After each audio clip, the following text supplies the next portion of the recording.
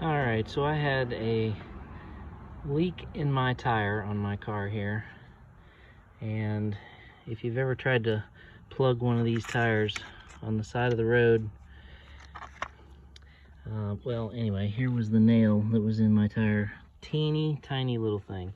But anyway, if you've ever had trouble plugging one of these tires, just don't quite have enough muscle to put the plug in the tire, I came up with this little genius idea.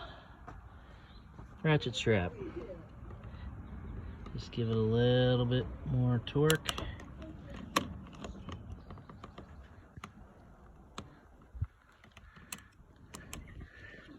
A little bit more torque.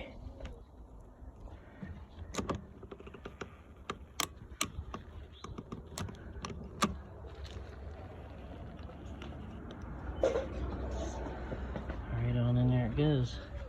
Then pop the ratchet strap off.